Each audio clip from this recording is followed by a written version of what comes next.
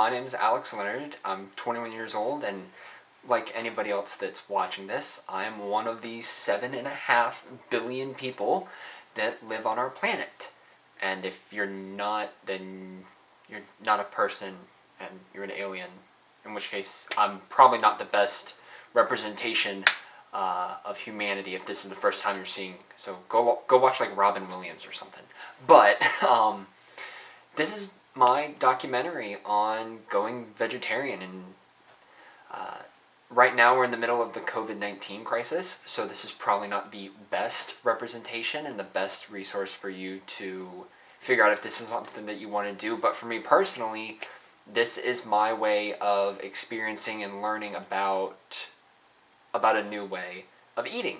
I'm an environmental scientist, and so this is kind of a social issue that comes up in a lot of the people that I know.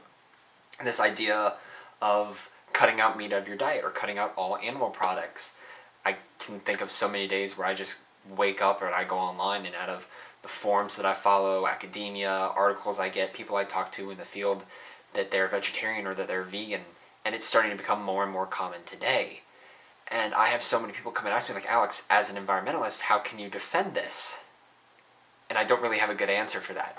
So the entire point of this documentary that you're about to watch is my answer to it. It's me going through and experiencing it.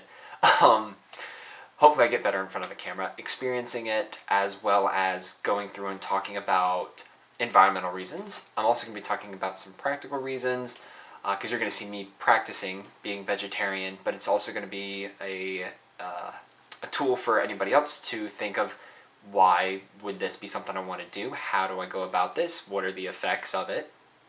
So that's what this is, and I'm really hoping that you stay and watch the whole thing. I know it's a bit long. I'm sorry, but but this is supposed to be a tool for other people to look and to reflect on, as well as me to personally view my own life and see what changes I can make for the good, or if what I'm doing is better. So yes, kind of to outline what's going to happen. I'm going vegetarian for a month, starting April 1st and going all the way to April 30th. I'm going to be living at home, so I'm going to be cooking. I have talked to a medical specialist about this, and originally my plan was to go full vegan, just because I think that's more of an extreme, and I think that would be something a little bit more and I could learn some more from. However, after talking to her, I've never had any sort of dietary restrictions. I'm an extremely healthy guy, I'm an extremely active guy, but I've never cut anything out of my diet for any reason. I have no allergies, so as I was talking to her, she said going full vegan probably isn't the best idea. I could have a lot of nutrient deficiency, I could lose a lot of calories, lose weight rapidly, which losing weight is a byproduct of cutting out meat, but losing weight too fast could be really, really unhealthy for me. I could have sleep issues, I could have energy issues, I could just have immune system issues, which right now I probably don't want with COVID going around. So I've gone vegetarian. I don't want to do any sort of medical supplements. I'm not going to be taking nutrient supplements, chews, gummies. I want this to be just totally normal, like I'm going to the store and I'm picking up my food. I'm going to be doing a mix of cooking. I'm going to be doing a mix of going out. I'm going to be looking at different recipes. I'm going to be doing it myself, and you'll see pictures. You'll see some other options of what I go through.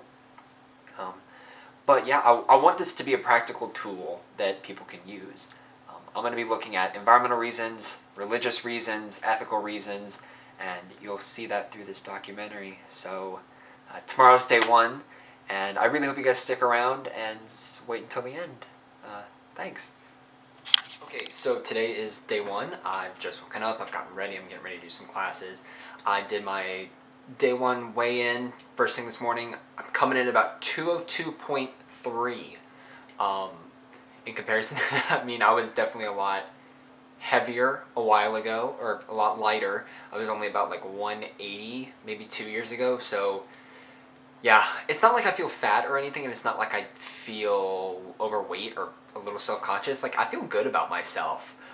It's not that I have body issues, it's just I'm surprised. Now I'm 6'3", I'm a bigger build than a twig, but it's still really funny to see two 2:02, so I'm excited to see where I'll be after 30 days. I woke up this morning and I cooked.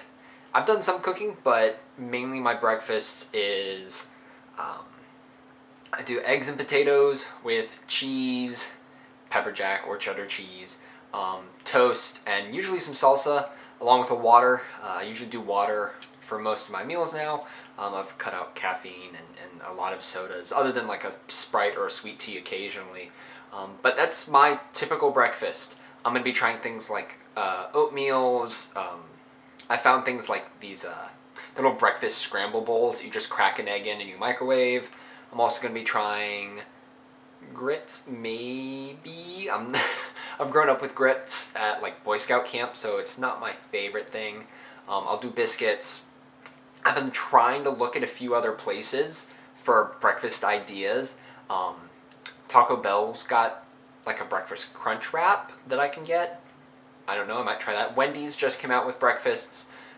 Bojangles, surprisingly, actually has a lot of vegetarian options. They've got the Bowberry biscuit, and then they've also got like a cheddar cheese biscuit.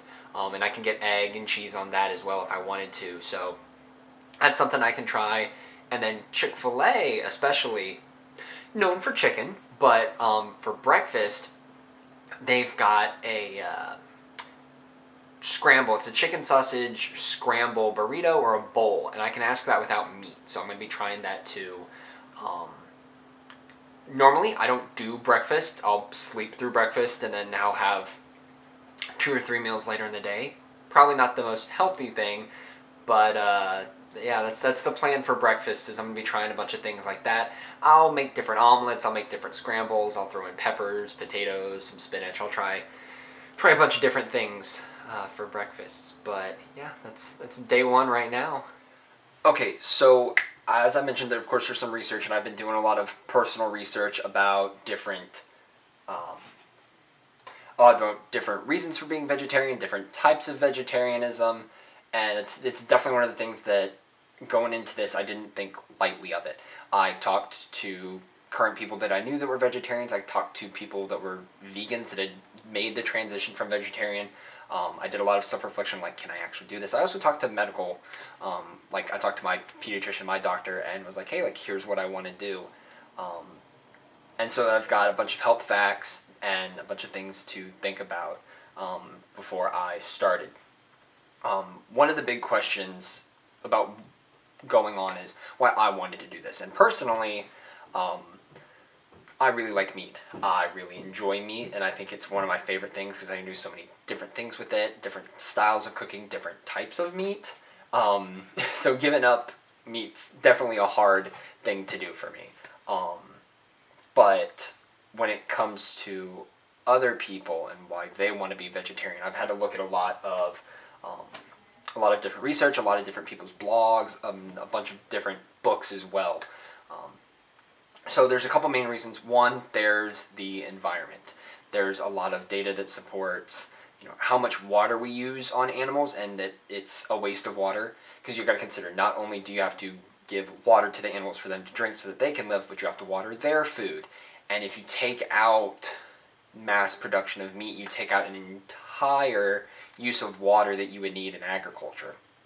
And it wastes gallons and gallons and gallons of water for just one animal. You think about how much you drink versus how much like a plant uses, it's very drastic. There are people that talk about methane uses. There are people that talk about energy uses, because you also have to feed and you have to make all this food. And then you have to figure out ways to transport the food. You've got to figure out, all the energy that you use to kill and to cook. It's so much extra. And people are like, why waste all of this energy to make meat when I can get the same exact product from just eating the direct source? And there's this concept of this conservation of energy, but as you go up in the food chain, you lose the energy. And it's very, very interesting. There's all this data to support it. So the main source of energy on the planet is the sun.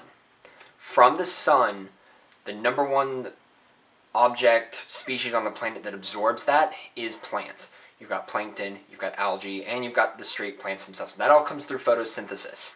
So the most energy that you can find on the planet other than the sun is in plants. Which is why when you eat plants, you don't have to eat as much to be as full or to get the same product and the same outcome that you would when you eat meat. When a cow, a chicken, or a pig eats those plants, even less energy is absorbed into the animals, which is why they have to eat more, and then we have to eat more meat. So this idea of conservation of energy as you go through the food chain and how much energy you lose, it's a waste to eat meat when you can just go ahead and eat directly from a more concentrated source of energy. And so from an environmental perspective, there's all of these ideas and all these theories and these reasons that people are like, hey, there is science that supports this. This makes sense to me. I need to make this lifestyle change.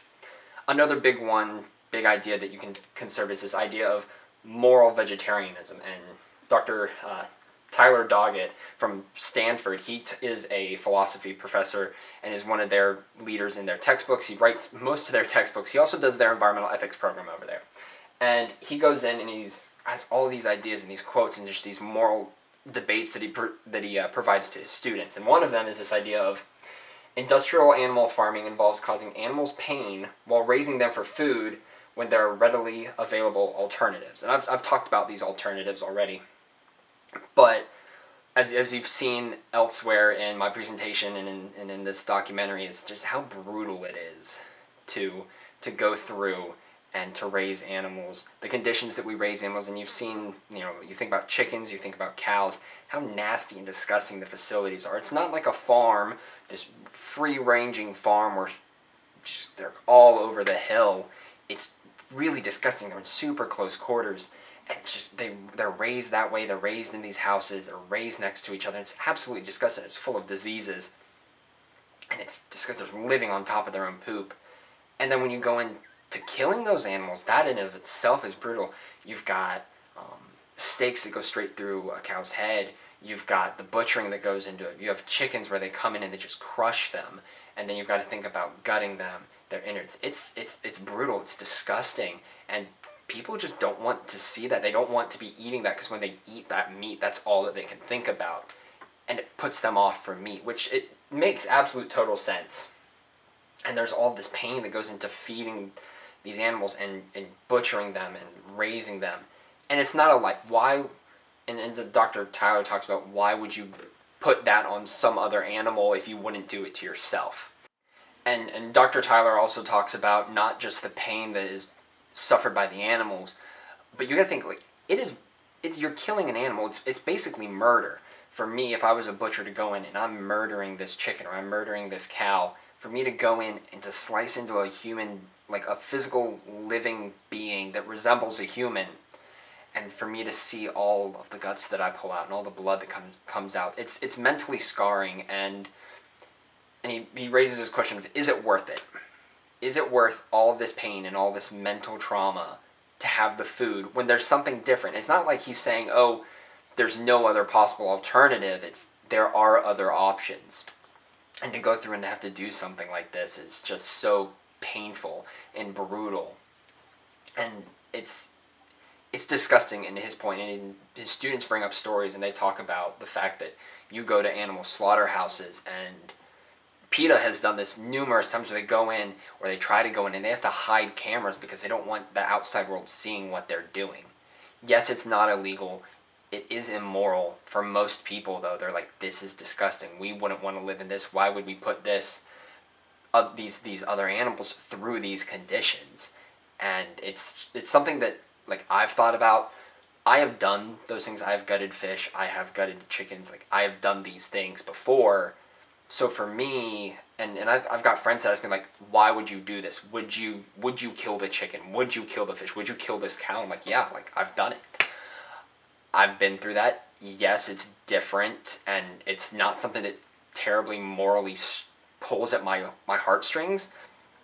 So it's not something that really worries me or would push me to be vegetarian, because it doesn't bother me the same way that it would somebody else.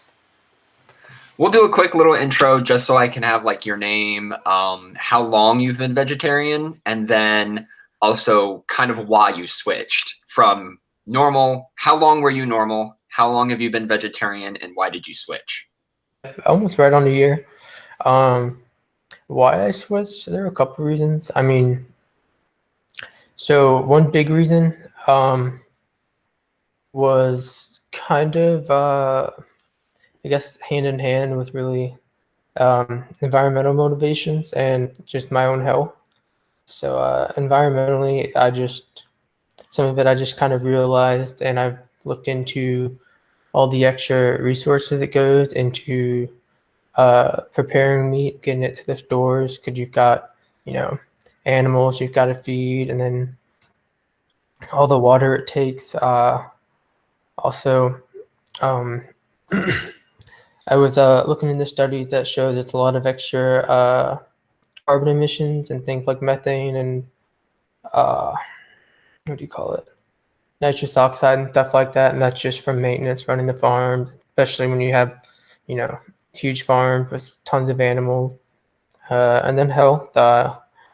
After my freshman year, I'd gained a lot of unnecessary weight, just eating whatever the hell. And I was also having, I just say, I'd say a lot of stomach issues, but I'd have a lot of upset stomach. Or after I'd eat, I noticed that I'd always feel like extra full or, really like weighed down. And I just had friends who are either vegan or vegetarian. They just kind of like told me about it. I went, did my own research, and thought I'd just try it out. I mean, the worst thing was it was going to force me to eat healthier, which it did, which is awesome. And now I'm forcing myself to make the right decision. Not that, for other people, eating a little bit of meat is bad, but instead of my go-to, just being, oh, I'm just going to eat a greasy chicken sandwich or a greasy burger. And then my go-to, they're like, oh, I'm going to have rice and beans and some vegetables or, uh, you know, a burrito, same thing, rice, beans, with other things you can eat. Um, Think you'd go full vegan then? I know you and I have friends that are vegan. I mean, is that something yeah, you would ever think? I would if I wasn't lazy. I'm cooking not my strong suit. I'm not like that's the thing is too. Is I was able to switch without having to I didn't need to go and learn crazy recipes. Like I just do basic cooking. I'm able to still eat meals that taste good, meals that I like. Um, So yeah, I think I would if I wasn't just lazy.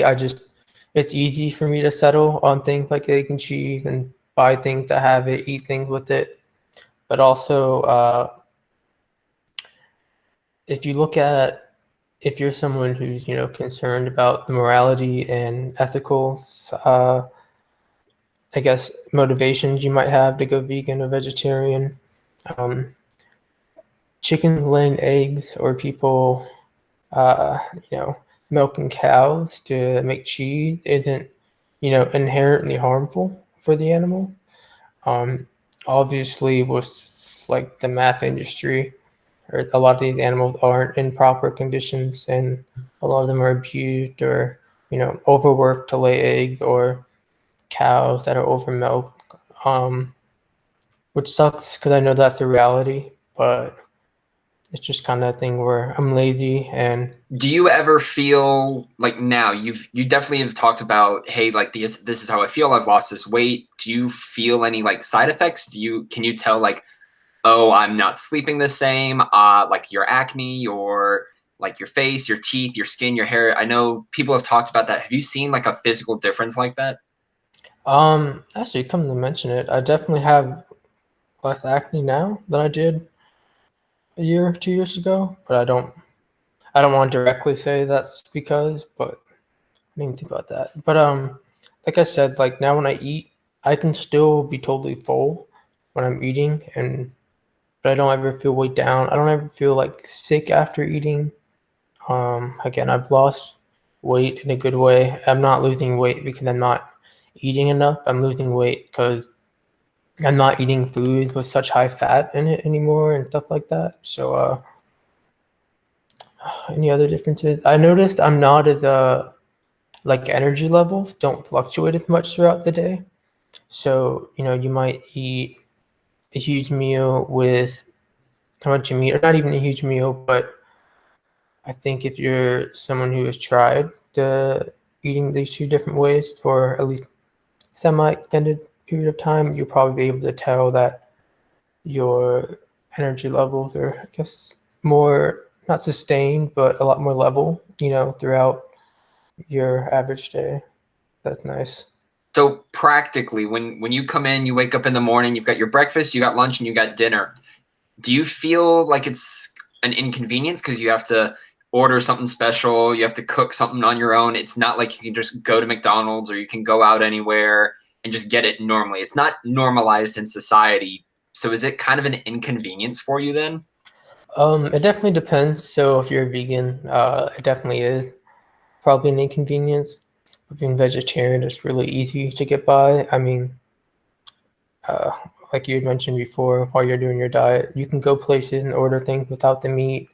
Um, there's also a lot of like fast food places and things like that, and restaurants are either offering like substitute meats if that's something that you might need to rely on. It's not my favorite thing to do. I will once in a while just to try something out, but I don't ever feel limited. Like if I'm just eating on my own or if I'm eating at home, the only time I might feel or I might have an issue if I'm eating with friends or family sometimes.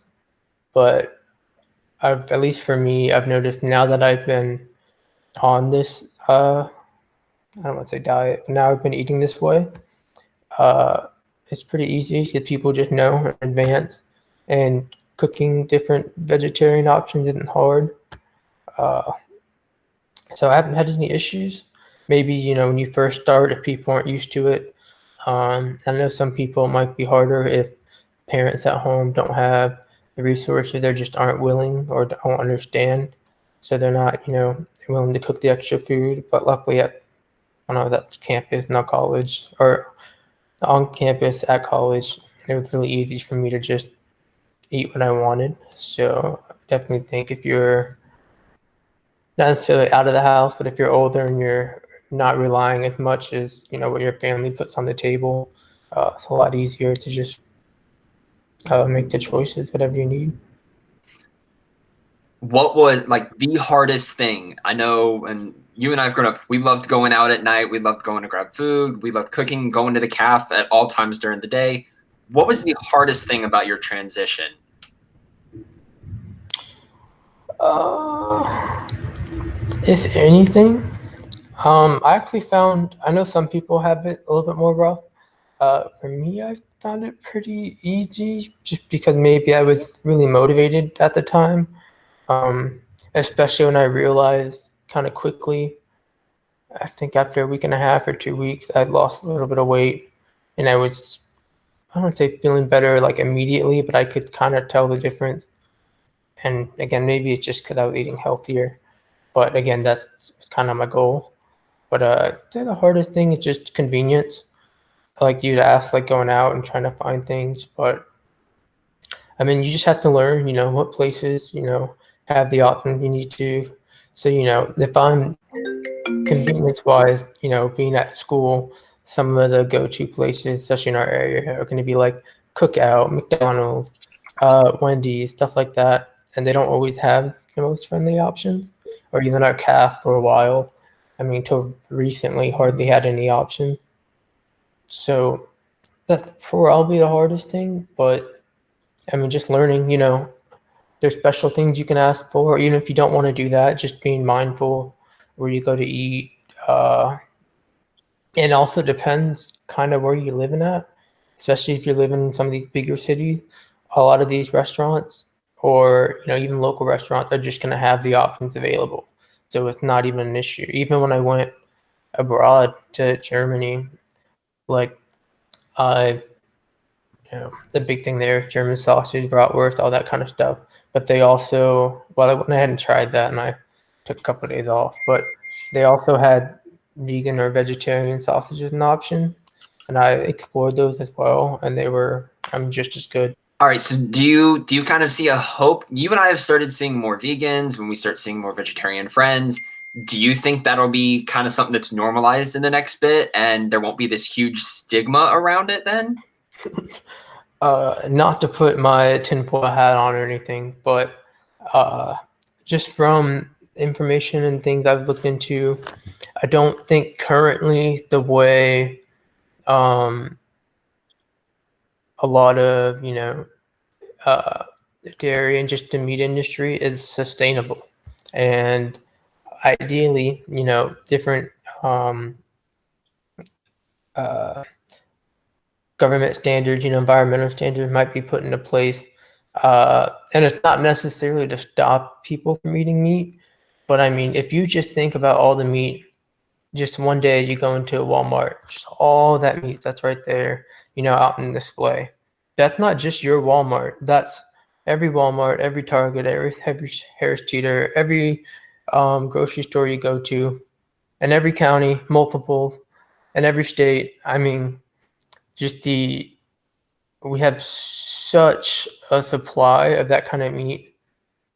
I just personally I don't think it's sustainable. So I hope people start to realize that, and hopefully, the environment might be a motivating factor. But I mean, I guess even at home, I've been trying to encourage my parents, and they still eat meat semi frequently, but they've definitely cut down. And for them, it's just kind of been making healthy choices, stuff like that. Uh, so I think it's gonna be different for everyone, but obviously I would prefer to see that. But I still eat meat once in a while, so I'm not like demonizing anyone who consumes meat or even dairy products. Are you ever embarrassed before you and I kind of did this thing and before we kind of started knowing other people, we would joke, we have vegan friends that we joke about this. I mean, do you ever feel embarrassed to be vegetarian? Do you ever feel like, oh, I'm just doing this as like a social, like it's a socialite thing? Do you ever feel that way?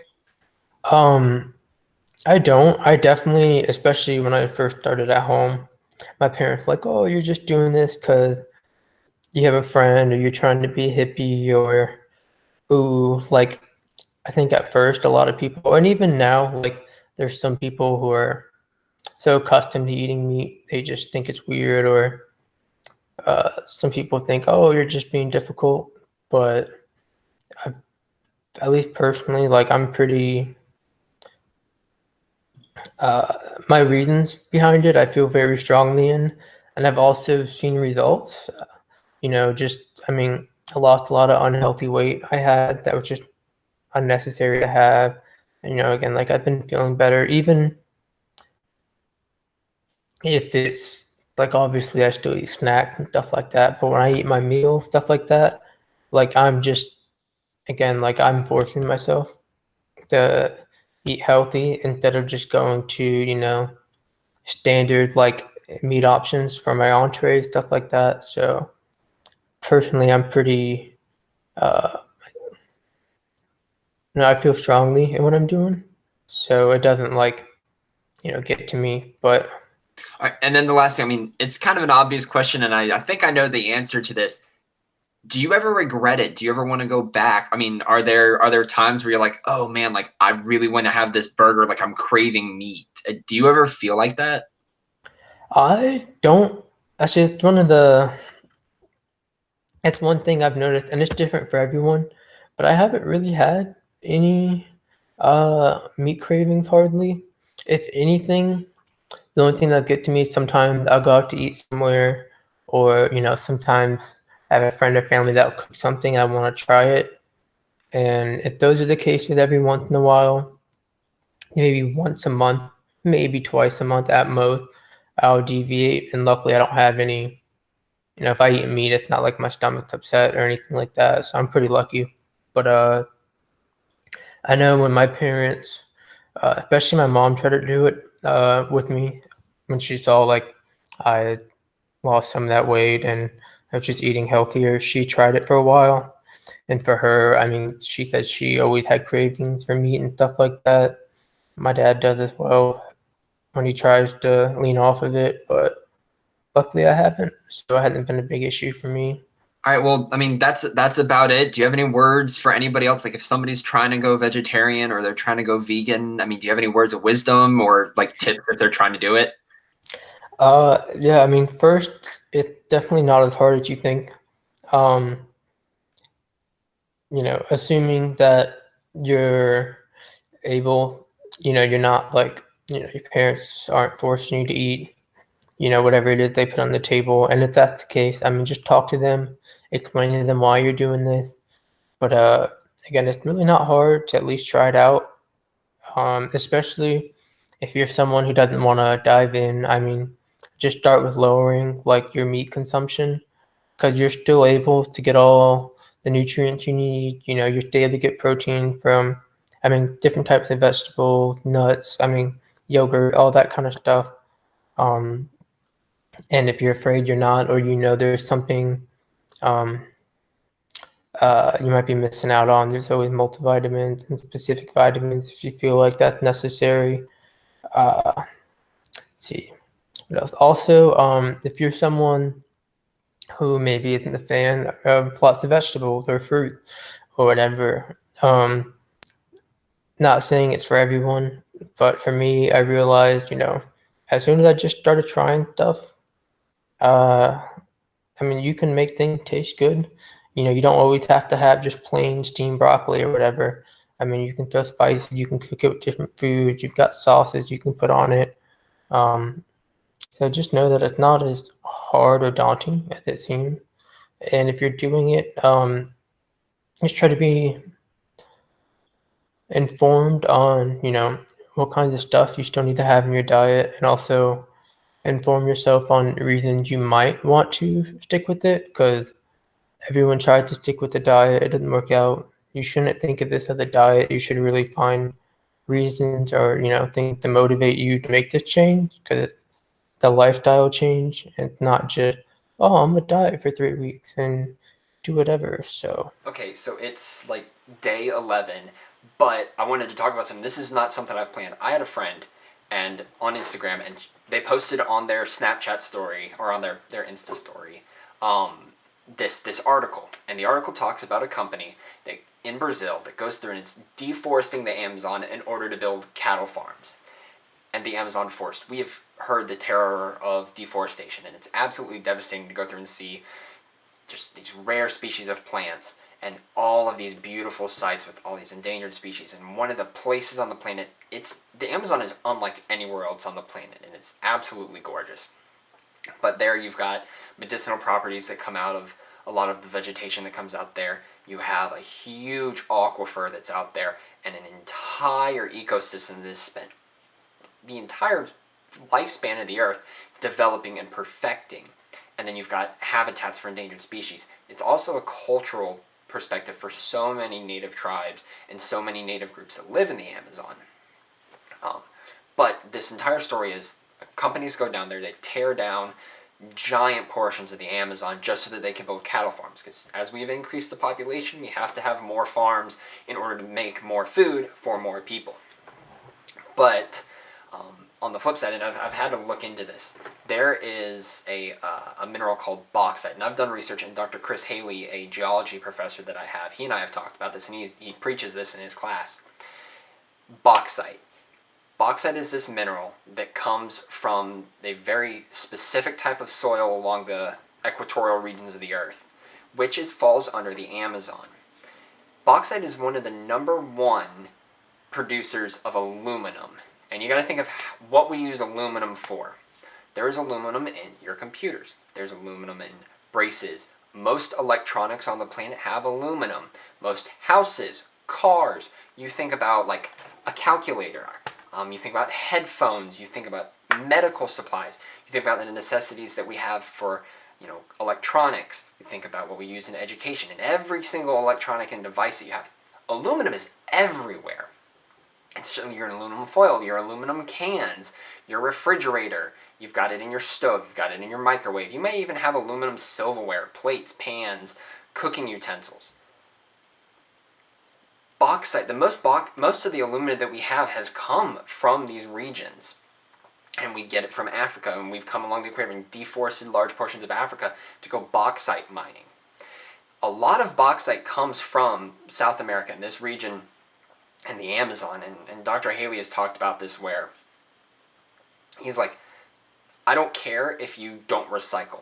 The number one thing you should recycle, though, are your aluminum cans. Because if we trash our aluminum cans and we don't recycle and keep this cycle going of what we already have, we have to go down to the rainforest and we have to deforest more of it to pull out more bauxite. And I've looked into this, and a lot of the beef that we actually import from South America comes from these regions of the Amazon. And it's one of the things where I've looked up regions. Brazil has government subsidizes cattle farms that come in and actually fill in these mines. And they go in, they fill in these mines so that they can then grow crops. They can then go in and raise cattle on these low-level grasses. Because of the type of soil that is in that region and the humidity and just the temperate and the hot temperature that they have down there, it will take thousands of years to regrow the rainforest, which that in of itself is so terrible to think about, that we will, in our lifetime and in the next 10 lifetimes, we won't be able to see what we've gotten rid of. But to go in and to have cattle farms and to plant crops is actually helping it. If we went in and we just filled in these mines and filled in these areas that we've deforested to pull out everything that we need, when we go in, it helps, because you think about cattle. You have to raise crops and you have to raise feed for the cattle, but then the cattle, they have their droppings that they drop everywhere through the fields. That's going to help the soil. The constant crop rotation that we have is going to help and benefit the soil. What we're doing down there is going to actually benefit, and it's going to help the rainforests possibly come back even faster. Now, it's not like there's science that provides this. It's all, here's data that provides this fact and this fact. It's not like we've proved, by doing this it's going to bring back the rainforest. But there is logic behind it. And so one of the things that I've been thinking about, and I almost wanted to comment on this person's post when they had sent this, is like, hey, maybe it's a good thing that they're doing this. And it's a tough balance, because, yes, morally it is, for me personally, it's so wrong to go in and deforest the rainforest. However, I like having my electronics. I need my car because I work. I need my house. I need the electricity because we have things. I have a sister that is medically immune, and she's got so much wrong with her where she has to have a wheelchair, she has to have crutches, she has to have an IV pump. So much of the medical supplies that she has aluminum and has these other minerals that come from bauxite, which comes from South America. And I hate to say it, I value my sister more than I do the Amazon. I'm willing to go in and deforest portions of the Amazon in order to get these minerals and materials that we need. And I think if you genuinely sit down and you look at more of the population, they're going to agree. Now, yes, there's compromises that you can make. And Dr. Haley always said, you better make sure you recycle your aluminum cans. I don't care about anything else. And it's stuck with me, and he said that months ago. But it's tough, and it's one of those things that I've had to really think about. And I hate that I say it, but it's worth it. There's always a balance in between, and we've started to see that balance now, bringing cattle in. But it's one of the things I was like, I need to put this in here and tell people that this is what I've been thinking of, this is what I've been looking at and researching and trying to find answers to, and morally how I've been struggling with it. Okay, so I know I've already talked a little bit about the environmental reasons to go vegetarian. I've talked a little bit about moral reasons to go vegetarian. And you guys have seen Hunter in his interview. But I've started working again, and I work at Target. And I've had a couple friends that have noticed, like, hey, like, you're eating Amy's, and you've seen pictures about some of the stuff that I've eaten. Amy's TV dinners and quick box dinners are all vegetarian. It's an entire vegetarian brand, and genuinely, I've been really liking it. They got some really great lasagna. I've tried their mac and cheese, a couple of their power bowls, burritos, enchiladas, pasta dishes, rice dishes, all of these different types of cuisine, from Italian, Asian, American, and one of my friends, Devin, that I work with, he noticed it, and he's like, hey, like, he's like, do you like Amy's? And I was like, oh, yeah, I do. And he revealed to me he's vegan. And I was like, hey, here's what I'm doing. I'm doing this whole month of vegetarianism. And he said, hey, like, that's awesome. I'm totally on board. That is incredible. He's like, well, he's like, well, why did you do it? And I told him, I was like, I wanted to experience this. I wanted to live through it so that I could understand where other people were coming from. And he said that was really noble. And I asked him, I was like, hey, well, why did you go vegan?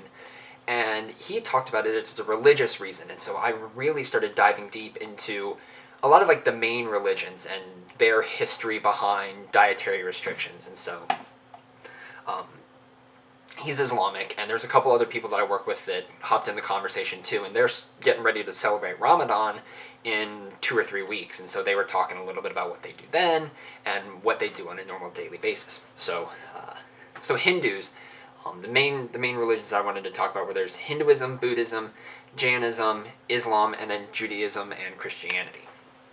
And so Hinduism, and we joke Hindus about the idea of like the holy cow, but it really is a holy symbol for them. The cow itself is a deity, and it talks, and Hinduism talks a whole lot about respecting animals. And one of the main reasons, and I've been looking into early Hinduism, it's full of animal sacrifices and offerings. Not that they were eating it, but they were sacrificing it to their gods. And it was this idea of the more that you gave the gods in life, the more you would receive when you died. You would have better karma, you'd have a better afterlife.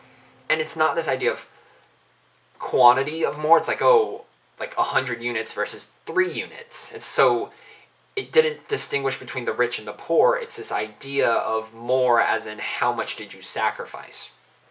So hundreds and thousands of years ago, the hardest thing to do and what people spent the most money on and the most of their life on was livestock. And they had put a lot of effort into breeding. They had to put a lot of effort into keeping them safe from predators, a lot of effort into feeding them, and a lot of effort and care into them. And so from their perspective, by sacrificing this animal or this cow that you have put all of your effort and your life into, it shows the gods that, hey, this person has put so much effort and sacrifice into their life, like this is a good sacrifice. And it was really, really interesting because it's not like they came up with the idea of vegetarianism, but it was a byproduct of their lifestyle and of their religion. Hinduism led into Buddhism. They're very, very similar, but Buddhism teaches this idea that all life is sacred. Butterflies, livestock, humanity, the fish, the bear, the tiger, and that those who follow Buddha shouldn't eat meat out of respect for all life. And it kind of goes back to what I was talking about, that killing an animal is the same thing as killing a human, and that this idea of that they're the same means that killing an animal is murder. And murder is wrong. I won't debate that. Murder is wrong. They also believe in this idea of karma, and so being vegetarian or possibly vegan, there's no records, it's so long ago, but being vegetarian helps prompt this idea of good karma, good morals, good ethics, and you're following how Buddha would have wanted you to follow. They've also got this idea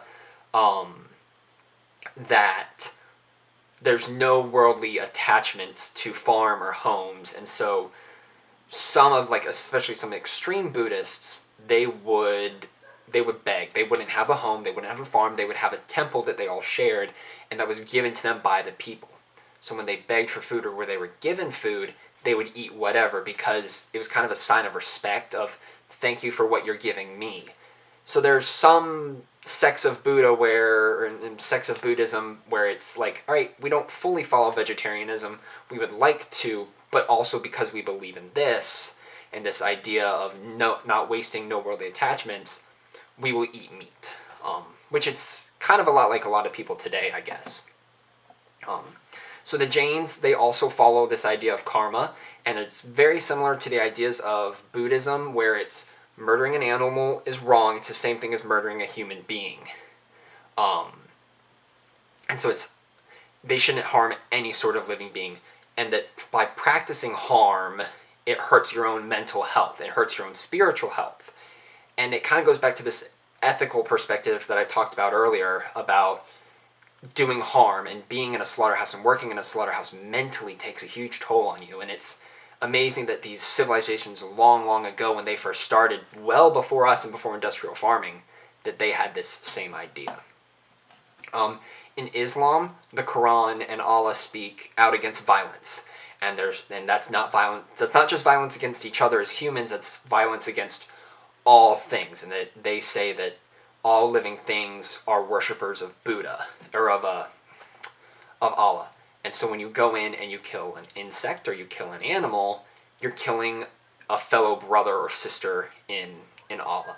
And it was very, very interesting, because I was like, like it's similar to a bunch of the other religions, but it also is a different twist on it. But for Muslims, meat that is acceptable is something called halal, and it's this idea of clean animals. So one of the dirtiest animals that is out there is pork. And I'm not talking about like the domesticated pig that we have today. You think of hundreds and thousands of years ago, we had boars, and boars were violent, disgusting. They lived in the wild, they slept in their own feces and mud. And to eat something like that was contaminating your body. And so early Islam and early Muslims, they believed that, so they would stay away from pig and from pork, which is carried into today. There's also this idea in the Quran, and they talk about it, of when you get judged by Allah when you die. That there's also this idea that sacrificing animals places humans in debt of animals, which suggests a commonality, but Islam does rank humans as a higher being of species over animals. And so, because humans are Allah's chosen people, it's kind of this concept that by sacrificing an animal, it puts you above them, and that makes you closer to Allah. So it's very interesting, because it's not saying, oh, be vegetarian because of this. It's don't eat this meat because of this spiritual reason. And it's not just a spiritual, it's a logical reason. Like, if it's something disgusting and gross, you wouldn't want to eat it. And it makes sense. It makes a little bit of sense to me, and it's definitely something that, as a personally as a Christian, it's a completely different set of ideas that I'm having to look at and to learn. So for Jews and Christians, however, it's very interesting, because for them, in the beginning of the Bible, when God creates the world, Adam and Eve are put in charge of the animals and are told not to kill them. So originally, God, in this sense, God created vegetarianism. God created people to be vegetarian, which then we've kind of turned away from. So there are people, there are Jews and there are sects of Christianity that are like, hey, because God created us as vegetarian and designed us this way, that's how we should strive to live. So there's another entire religious group that believes in vegetarianism religiously. And it's also in Genesis and in the beginning of the Bible, God sees his creations as very good, and he says that all life is sacred. And so by killing an animal, again, as many of these religions have said, killing an animal is the same thing as murdering a human. So it kind of balances that all life is valuable, and it's this ethical perspective of equality. And it's very, very interesting. Also in Genesis, right in the beginning, when it talks a lot about it, Genesis 9:4 says, "But you must not eat the flesh with life, which is the blood still in it." And that kind of goes back to this idea of dirty animals, cannibalism a little bit is kind of what it's talking about, but if you're eating humans, you're not a vegetarian. And so traditional Jewish law kind of takes that to the extreme, and while it would not be a violation of the law to eat meat, it would be morally superior to abstain, just because I am above and I am equal. I'm above temptation and I am equal to all life on planet because God created all life. And if you went around and you were like, hey, here's my practice, here is how I am closer to God, it also became a political and social status to not eat meat. And it's very interesting, because I've been reading all of this research done by Joanne Davidson, who teaches theology at St. Andrews University. And she talks all about different organizations and different religions. Even today, we've got Jehovah's Witnesses, you've got several traditional Jews that practice this idea of abstaining from pork. And it's very interesting to see how a lot of practical ethics that we talk about today, like, oh, I don't eat meat because it's dirty. I don't eat meat because you'd have to kill an animal, and it's the same thing as murdering a human. All of that kind of does tie back to these old religions. And when, like, today you look at religions like, oh, they might be a little bit crazy. It's not that they're following religion because, oh, this is what the religion says. There is moral and ethical perspectives and reasons behind a lot of this religion. And it kind of has me thinking a little bit about some of the religious beliefs that I have. But it's definitely interesting, and it is really funny because I didn't know Jehovah's Witnesses were vegetarian or strive to be vegetarian. But that's what they preach, and what they're trying to tell everybody is, hey, here's how humanity was created. Here's how you should live. It's definitely tearing at my heart, like, hey, I think this religious perspectives are reaching to me more than ethical and environmental perspectives, because I'm a religious guy, but it's also now turned from a religion into ethical reasons. So it's had me thinking all morning, and it's definitely interesting and different. But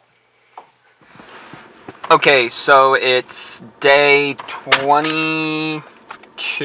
Yeah, 22, and I just had lunch. I just had Bojangles, cheddar cheese biscuit. You guys will see a video of that. But I did want to just talk about going out to eat, because earlier this month I was cooking everything at home and I was mass prepping it. Now, kind of towards the end of the month, I've been kind of wanting to get out of the house and go to different areas. So I wanted to talk about restaurants. It has not been inconvenient, and I was very, very shocked about when I go out to eat, it's not hard. Yes, what I would normally get, I can't get, and sometimes it's not easy to get adaptations for that. But unlike Chinese places, you've got vegetable fried rice, you've got vegetable mein phoon, vegetable noodles, and then they've got like egg rolls, spring rolls, you've got soups. And it was very shocking to see how much of it was vegetarian. And then you can also ask, like, Mi Phoon, or not Mi Phoon, Fujian, which is a Chinese place up near where I go to school. You can go in and you can ask for no meat in the dishes. So I can get Mongolian steak with broccoli just without the steak. And so Chinese food's been actually pretty easy to do, and I've been able to eat off that for a day or two. Italian, I think Italian's like the easiest type of cuisine to be vegetarian, because I've got salads, I've got soups, I've got a lot of different pastas with different sauces. I've got all of these different lasagnas that I can do too. Meatless lasagna, spinach lasagna, eggplant parm. I tried cooking, and I tried making my own Italian dish where I did a zucchini parm, and I tried frying up some zucchini in a frying pan, but that didn't turn out so great. So I ended up just baking them in the oven, and I was able to dip them and season them with Parmesan and garlic breadcrumbs, and then bake them. And that I thought was really, really good. I mean, I had that for like 4 or 5 days. So Italian from home is super great because you can have so much of it and it'll last you a couple days. Going out to eat, it was super easy too. Mexican food is super, super easy because you have all these different types of cheese. You got cheese enchiladas, empanadas.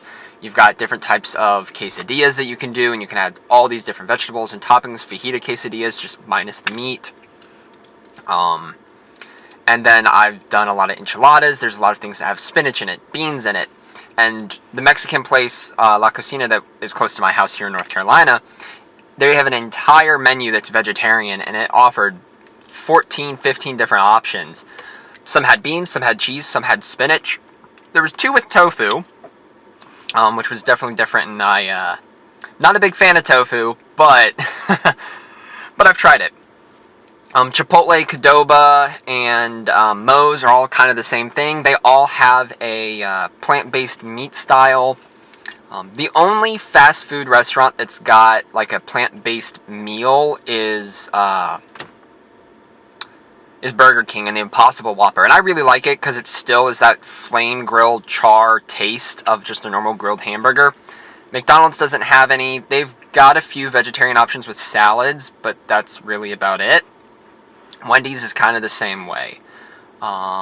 Taco Bell. I think Taco Bell does so much for vegans and vegetarians. And I know my friend Max, who's a vegan, he loves Taco Bell and he can get things there. And they've got a couple of vegetarian options right off the bat. They've got bean burritos, they've got quesadillas, they've got the little like taco pizza. But what's really awesome is that you can go in there and anything you can ask fresco style. Fresco style makes it vegan, and then of course like you can add potatoes, you can add beans, you can add cheese.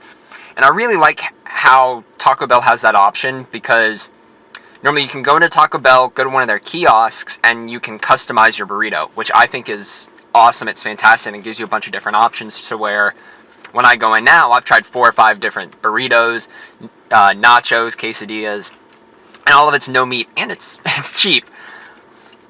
Going out to eat, I think, yes, it's more expensive. However, to be vegetarian with it, it is cheaper than normal meat burritos, meat options, pizzas. Like there's a place called Blaze Pizza. It's a lot like Mod Pizza. Just think of a Subway for pizza, and I love it. It's one of my favorite pizza places. It's all like thin crust, and I can go in and I can tell them what type of sauce, and I usually get red and green peppers, onions, mushrooms, spinach, and basil on it.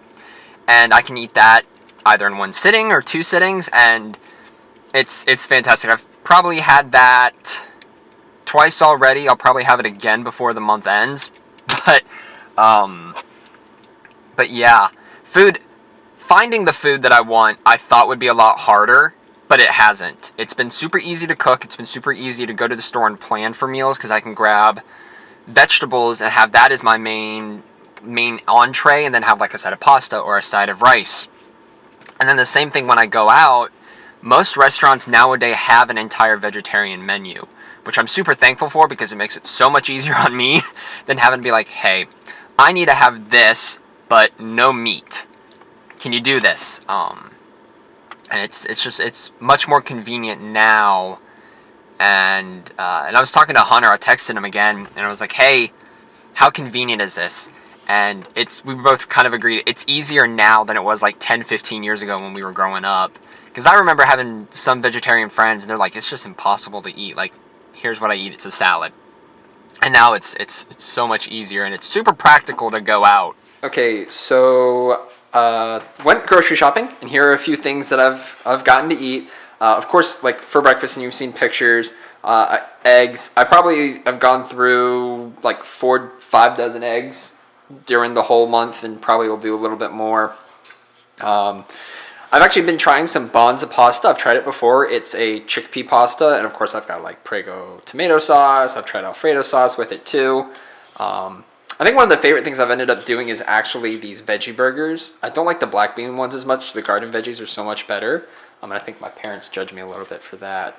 But usually with fries, and then I'll add like lettuce. I've added pickles. I've added pepper jack cheese most of the time. I've got soups. I've got ramens. I've got a couple different other breakfast options.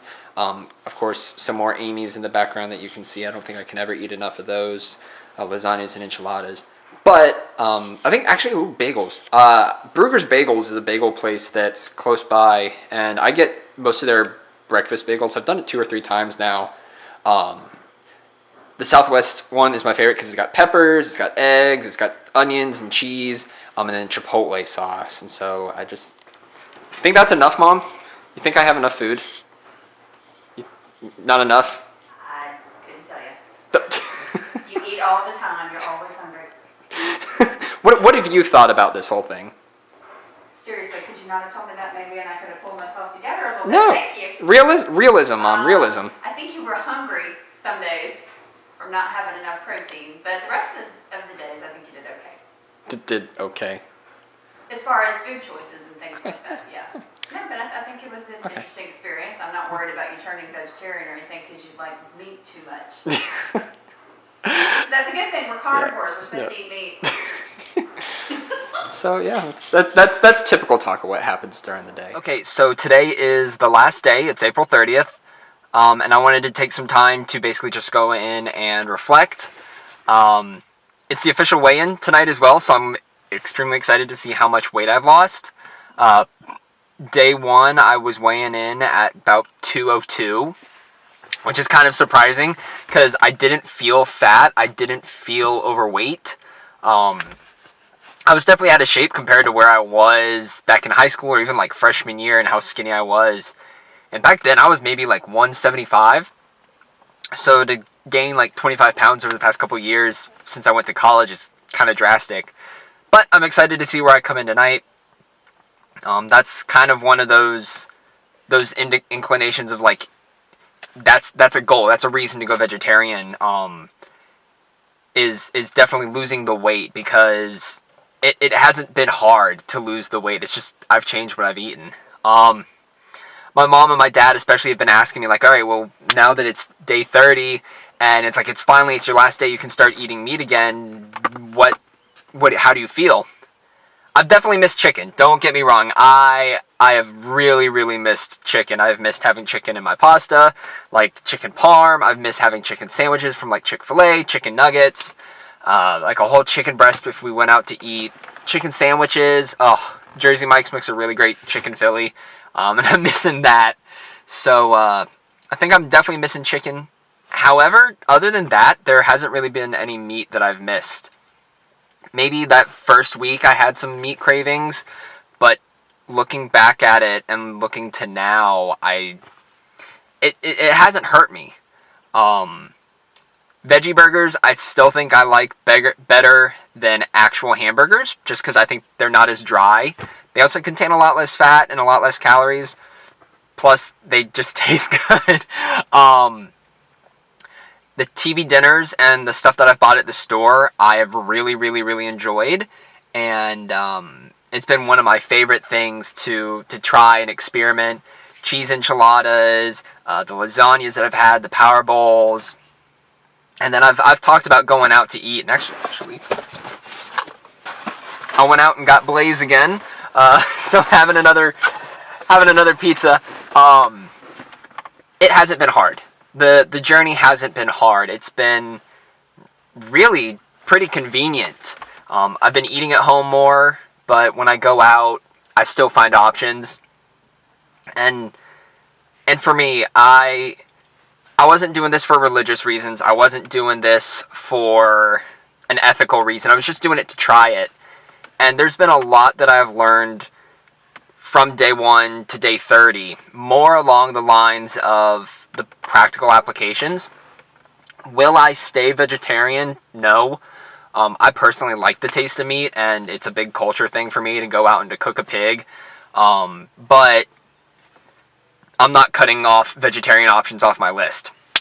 It's definitely been one of those things where I still like a lot of that stuff that I ate. I actually liked, and because I liked it, I'll definitely continue eating it in the next couple from now on. Okay, so I'm officially weighing in, which I'm kind of super excited to see what's gonna happen. Yeah, let's just do it.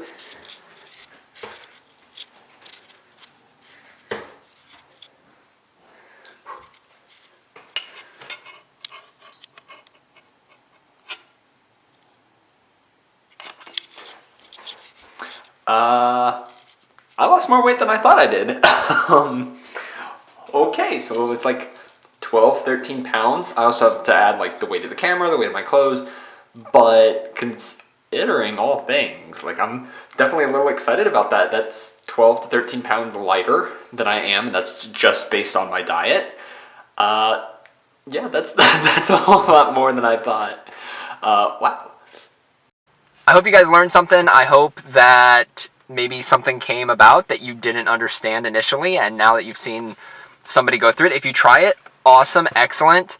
That's great, and hopefully if you've watched this, it helps you a little bit on some of the practical sides of going vegetarian.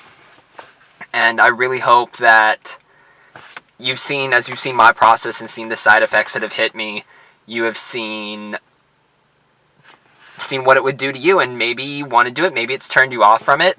I definitely say try it for a month. Maybe if you practice Lent, you could give up meat for Lent just to see what it's like. That way you do have some sort of other motivation for it. But again, like, I really appreciate anybody that's watched this. I've had a lot of fun doing this. I've gotten to find new foods that I liked. I've saved money, and it's been a lot of fun. So, Veggie Boy out.